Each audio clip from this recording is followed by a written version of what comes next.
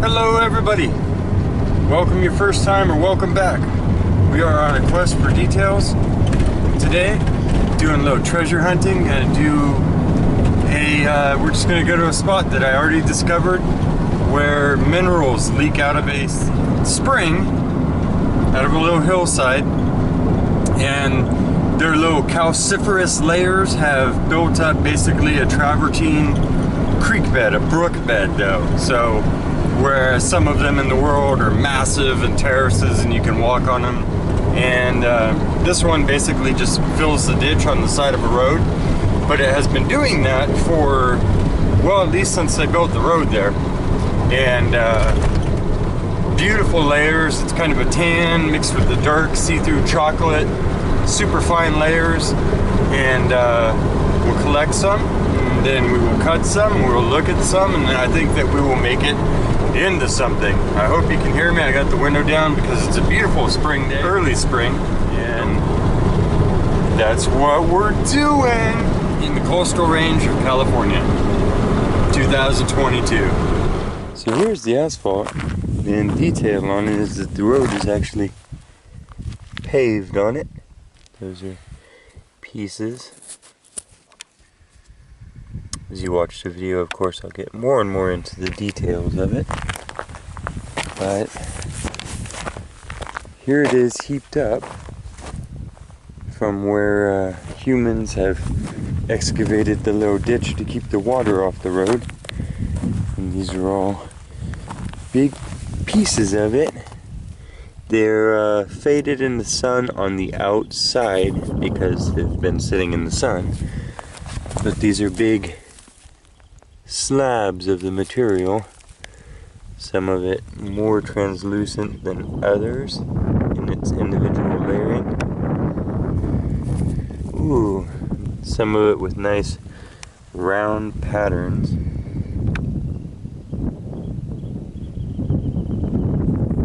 And yeah, so this little creek here is actually carved. It goes up and down the roadside like this, and then flows up into a field and up a hillside, and has for eons upon eons up to where the actual spring is there. Yeah, and this is just where they came along, where it went under the fence, and instead of having it go out on the road, they chased it down this way and then passed it through a little culvert pipe. And so thrown to either side of it is this big, huge piles of it. And when I stopped and looked at what it was, that's why I made the last video on it. And you can see some of the detailing, little botryoidal, round growth of it. You can see here just how many layers, maybe if I turn around, how many different little thin layers there are. So out here it's very hot, and the spring flows, runs down and evaporates, flows and runs down and evaporates, just like inside of a cave. Same material basically, and same process as the stalagmite, and or the Travertine terraces of Italy, where you can see people sitting out on it, and you know, huge terraces where it flows down out of springs, and people climb all over it. So literally the bedrock here is made out of this, just little layer after little layer after little layer. And last time I only grabbed a little bit, and I found that some of it has spots where the botryoidal growth, the little round parts of it that grow and flow, had more swirl than some of the other straight parts. Now the straight parts are awesome because it's you can depend on the layers to just be one after the other, but the swirly parts looked really cool too. And then there's ones like this with the little nodules on there. So I thought that I would go ahead and collect some pieces, stock up on it, because you never know, life changes. And even though this is close by now, it might not be close by later. So Yeah, look at this. This particular layer on here just got so rounded, and whatever was happening with the crystal growth on it managed to, maybe it was a layer inside one of these and it actually got some growth, and then as the process of erosion and humans and stuff have come by, it got exposed, you know. This might have been more inside of a cavern, and that's what we're seeing is the roundness of that, as opposed to these layers that are real tight. Here's my finger for scale.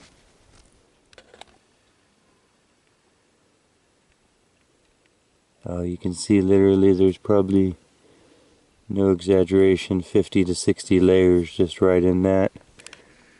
And this whole thing is, well, the whole thing, of course, this whole creek, but just saying there's a good cross section of what's here and what's been tossed out to the side. So here's an example of where a cavern would form. Just a little one, but that would allow for the minerals to actually develop instead of crystals into these rounded shapes, and would explain why we are seeing some of that in the material. That type of thing grows when it has a little room. Also, it looks like pieces have broken and fallen and then been re-cemented by the process itself. So you get some angles to some of the pieces. I'm not going to disturb the ground too much because we're in that public roadside strip, so no harm in taking some samples. But don't want to dig out culverts, destroy stuff, cause landslides, anything like that. Soil cleans up really nice with some vinegar and with cutting of fresh edges and such too. So if you stick around, I will show you that process. This is just the gathering. The gathering has begun. There's a nice fine layers running all through the whole thing. And the blanching from the sun only goes a little ways in. Less than a 32nd of an inch or something. Yeah, this side has a lot more to pick from because this entire berm running down is made out of this material that they dug out to create the ditch. We'll help ourselves to a fair little pile from that. I'm gonna have to walk back to the car. I'll be right back. We are back, and I am gathering up our next little pile and filling my little rodent cheeks. And then I will scurry back with my hoarded goods. Ah, it's a beautiful day. Ooh. These are all thick pieces. Some of them are more just like a mangled up white or more separate layers, and then some of these are bigger. I was thinking I could cut some really cool things out of them, or maybe make a ball. See those little fine layers, and the second that the white just fading is gone, that's like the dark is dark tans and coffees out to creams, and when you move it, it has the different fibers in it and stuff tend to catch the light, move in different ways, and look really fantastic. Oh, see, that one has little waves in it, but on this side it looks like it's got, we'll take it. Just like anything else, when you start cutting into it, sometimes you're amazed. Nice clean little wedge. I think that with oval reveals and rounded reveals, these layers will show up really beautiful.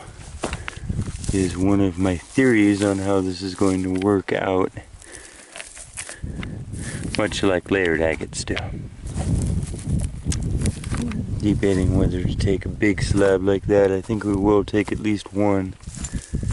I'll set those two there and get them last. Last time I found a couple pieces that were really rounded. It's a bunch of botryoidal growth that had made it into little round bubbles, and I really like that, so I'm hoping to find a couple more pieces just because it created a curve to all of the layers. Thin pure slabs. And this is just really chalky with no translucence, even though it's layered up, as opposed to this that ended up more of a shinier mix. And that's what we are looking for. In amongst it all, that's what we're high grading. Off down the little creek side. I think that's almost done here, except to impress upon you the scope of this. Probably goes down, well, depends on how old the spring is. This very well could be 20 foot deep here. Goes under the road, goes over to this edge, and creates this entire ledge and layers that we were on. Nature's little cement factory. Okay. Well, I'm gonna grab a couple more pieces, jump back in the truck, show you these.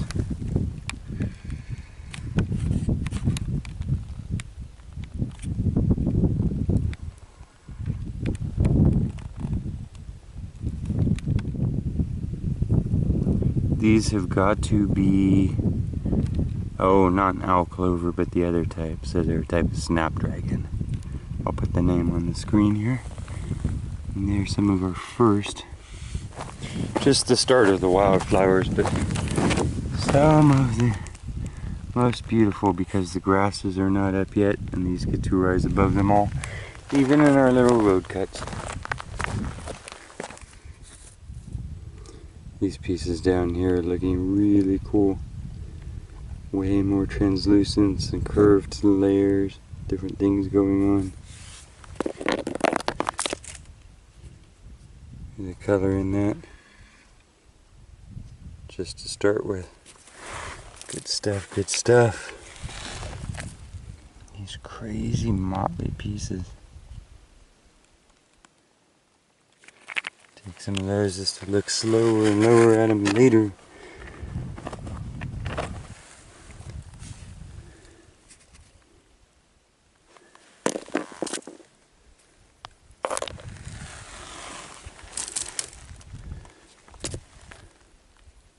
This is another good one.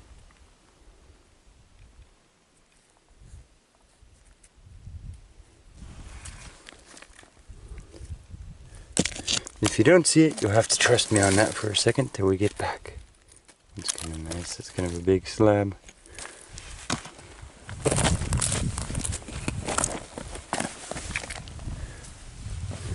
I know I said we were done, but this is how it goes. You need to just continue to check to see if there's a little bit better. And if there is, then you have to hunt some more.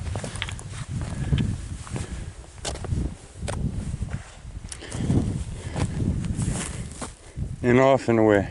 Okay, we'll be done now. We can be done with this part. Ooh, look at that scallop. Look at that natural scallop. That is somehow like a little ledge. That's beautiful. Okay, now we're done.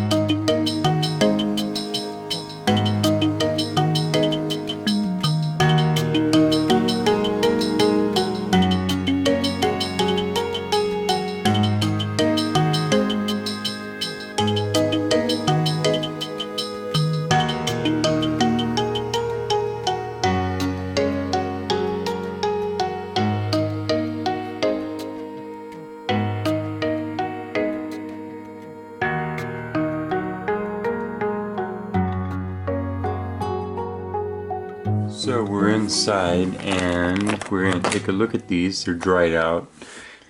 And so what I did basically is I went through all of our largest pieces of stock of rock, which is now stock, and for future projects, and I wanted to see what was inside of each one. So we basically just did cross-sectional cuts as close to the edges as I could so that we could see what they were made of. And as they get cleaned up, the outsides here are worth a note too, because these are the latest layers, so you can kind of see how it forms, its flow and drying and crystallization of each little layer. And then the next layer of fluid would flow down over this like drippings on a stalagmite, but here it's in a spring bed of a creek. And they dry out and make these little layers. And what look like big layers to you are actually just areas with finite little lines in there. But yeah, so this gave us a good chance to look inside of it all and see how it was composed. So some of these are big flat slabs that broke out. This one is very nodular, so I took one side of the scallop, or whatever you want to call it, off so we could look inside, and it somehow got really mixed up. And I think that, like I was saying as we were collecting this, it's because of these voids that occur in here, and it allows it to be a cave where moisture still soaks in, and in that cave it gets little botryoidal shapes and mammalio shape, all the little rounded shapes.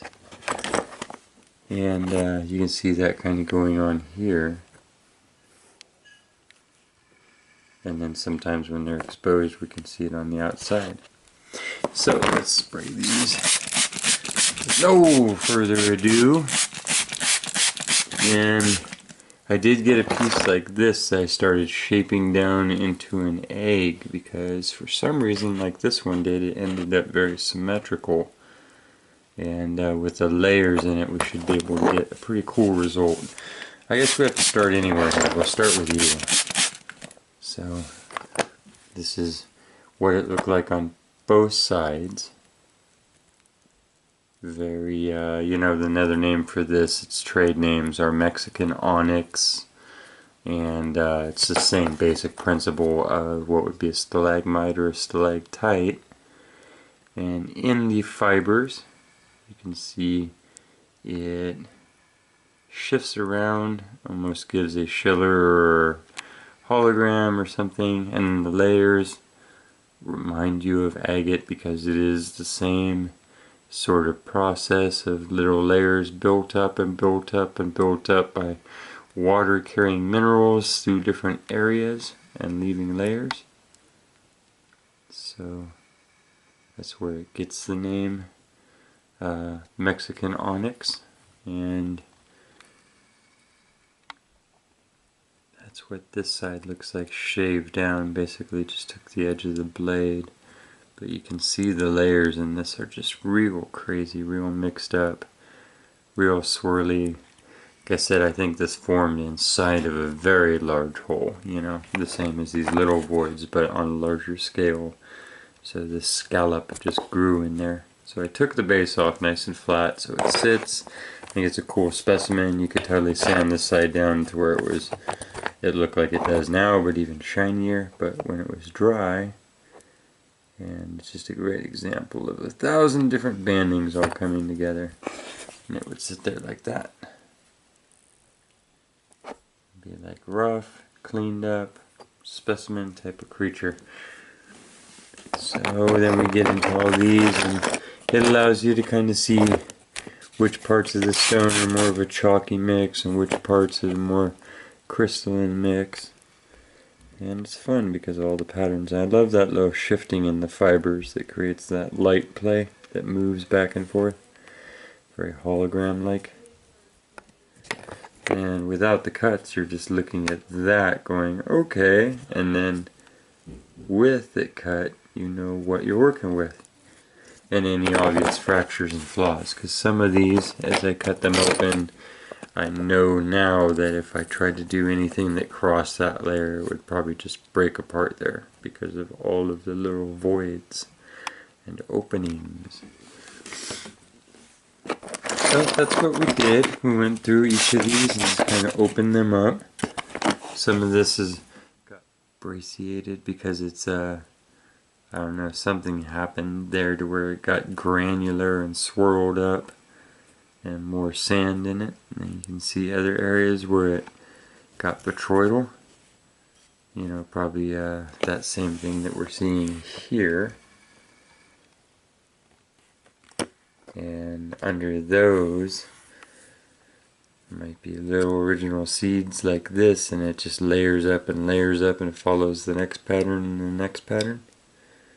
Whatever makes it do that, as opposed to here where it was flowing all nice and straight. This material is really like a good agate in the sense that the layers can run real flat and true and come out both sides like that, so it's predictable. So you can use it to carve down is what we're going to try and prove to ourselves. You've seen all the different things they do with agates when they carve down through the layers like that and do faces and everything else. So like this one doesn't have a whole lot of crazy patterning in it. So I think I did basically 3 sides. But you can see how fine those actual lines are. Try and actually just let your eyes see. So that is like it got wet, it dried out, it crystallized. Now zoom back out and look at what we're actually looking at.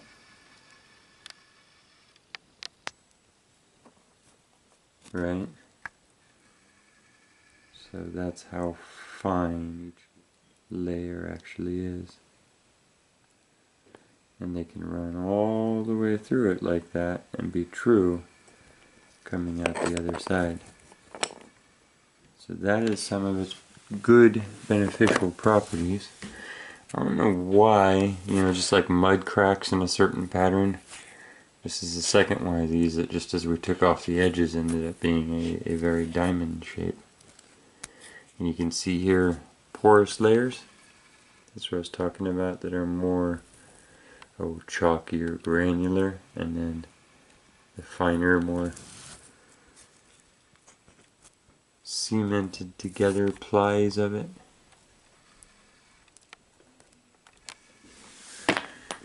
Big pieces! But the big pieces had more voids. This also had things in it.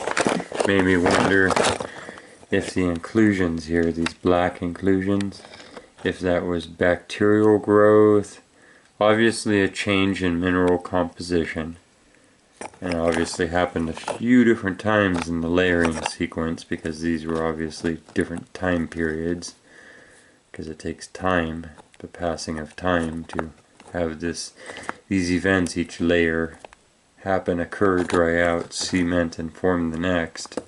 And in that you have these areas. What was going on with that? It almost looks like there's silicate in there too. You see the blue chalcedony glow.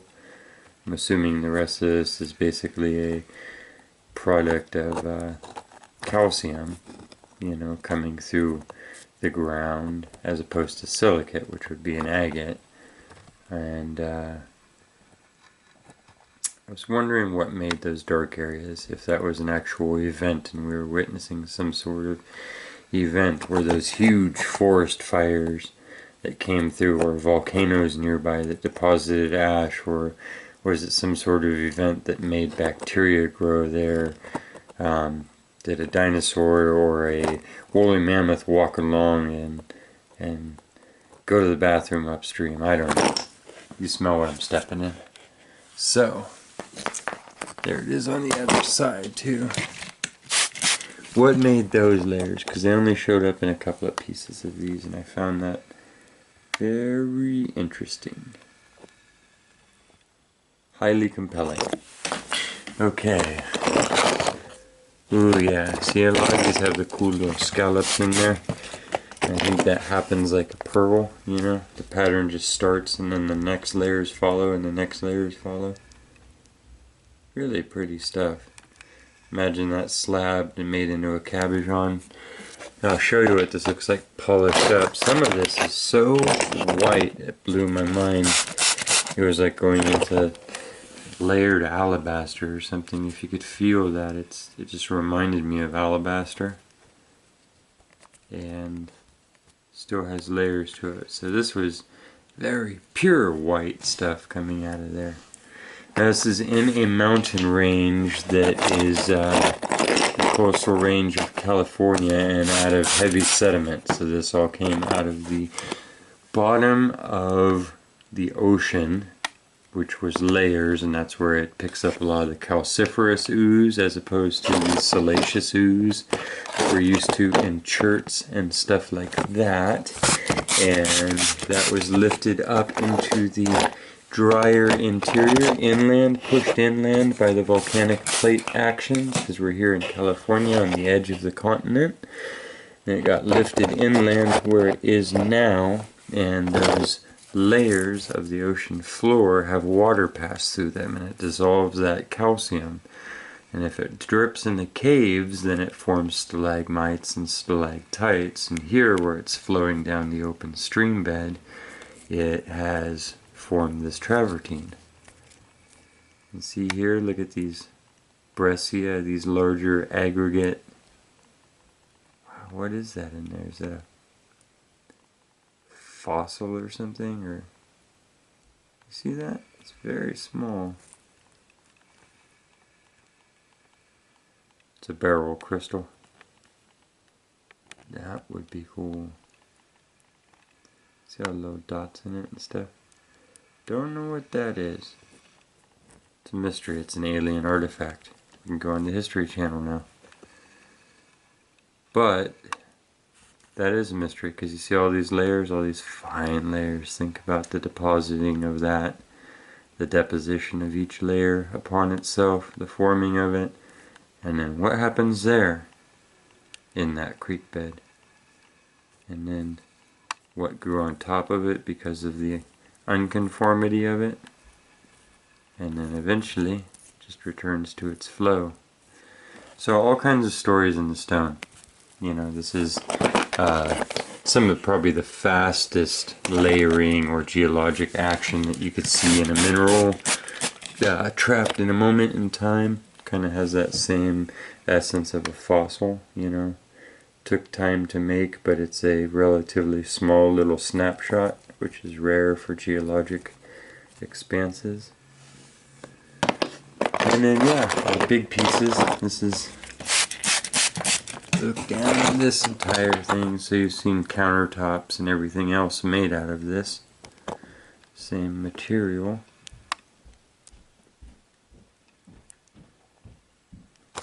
Awesome patterns going on there. And yeah, pretty true layering in this all the way through. Big enough to do something with. I wonder what a blade would look like made out of that.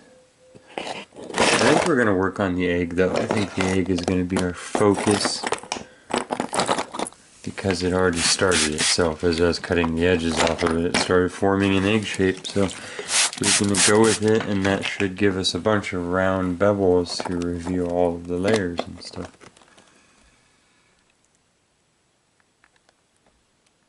What was the story in the white layers, the dark layers?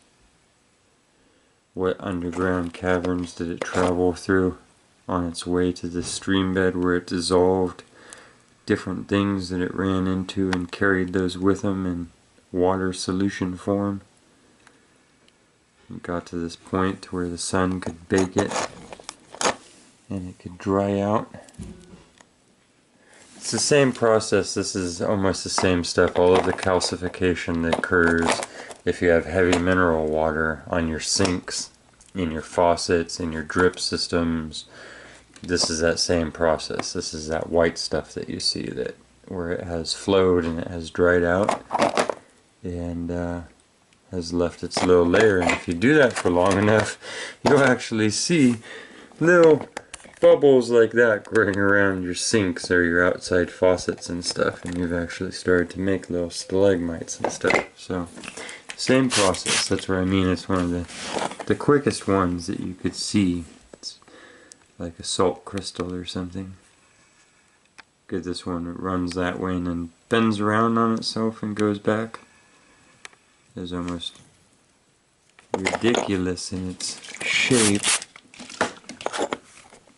Pretty ridiculous. So that should be made into something, a dragon's head or something. A duck's head. I don't know. A duck with a mohawk. And how stable is it? Well, I cut it to that degree and it made a nice slab even with the caverns and voids in it and stuff. Here's the thinner edge piece. That's pretty, it's pretty thin, you know. Here's even thinner little pieces of it and stuff, and it doesn't just break in half. With a degree of force, you can see the lines in it. So it's fibrous, so it does have that fault of wood. It will break on its grains, and if you cut it thin enough. But from that break test, I'd say it's about the equivalent of wood. So. Yep. Little waves in there. Fun stuff. And all of this gets even darker when you polish it. All of the walnut layers and darker caramel layers and that come out. So let's go ahead and take that egg and show you that as we go along.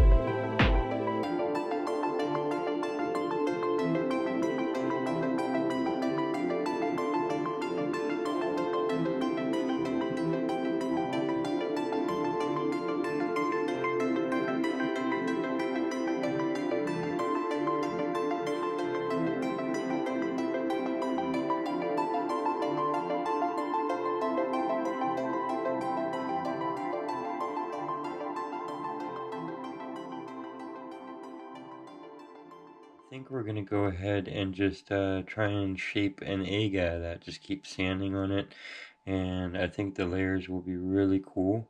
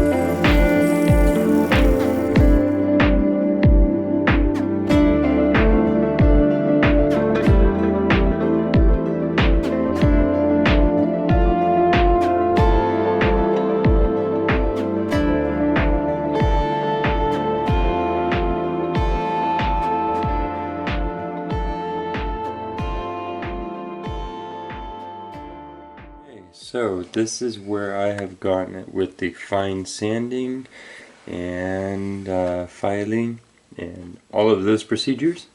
We're going to take it out to the buffing wheel and try and get a shine and a polish on this, and I'll go ahead and give you some close-ups.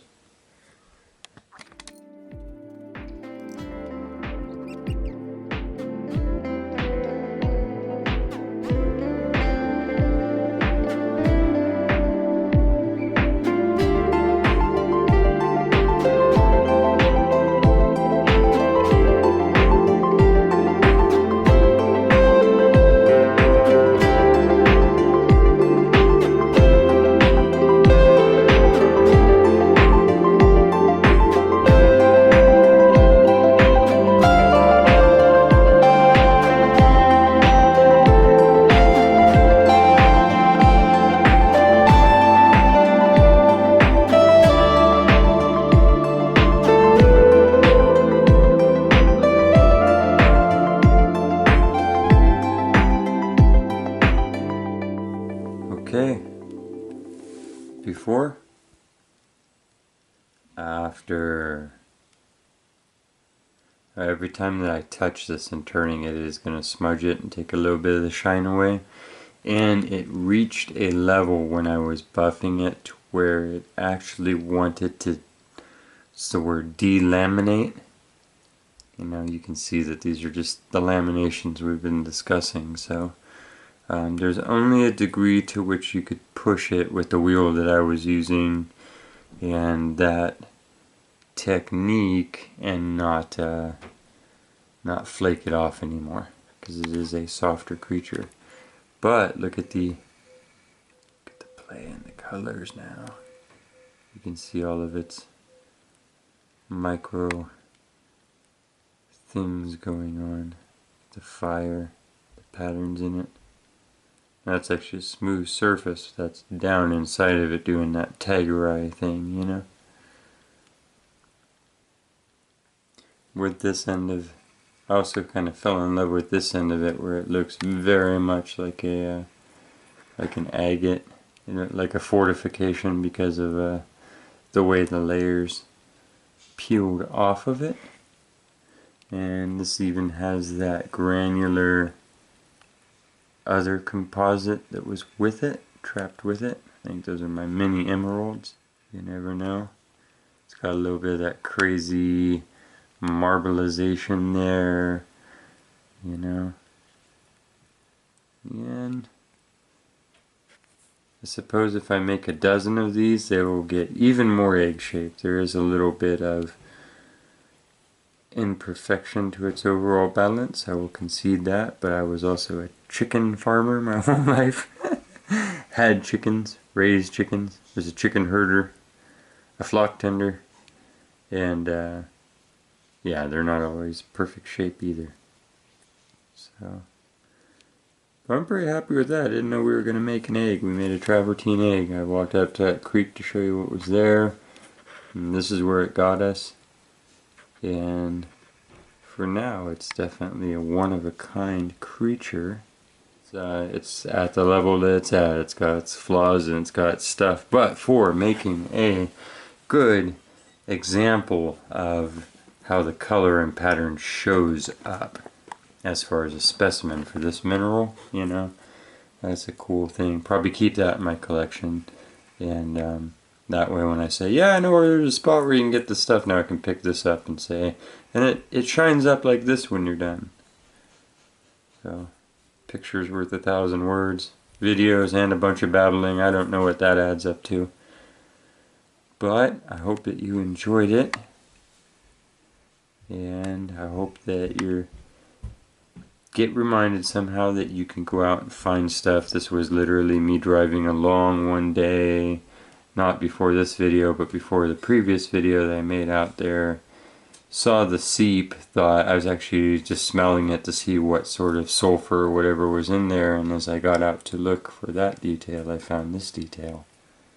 And that's how you do it, serendipitously. So that's my recommendation, is when you go out, don't always go out to spots where you know there's something. Spend the other half of your time going into the unknown, and you will have such fun discoveries. And the world is full of stuff. It's never done with new spots to be found. So don't even think that they've found half of them. Don't even think that they've started yet. There's so many things to discover. That's what I want you to overall take from all of this. And yep, made my Easter egg. A little late, but it's there. So, if you did enjoy this, please consider joining us again for another video, another quest, another adventure. And I hope to see you there. Please take care of yourselves, and if you get the chance, take care of each other.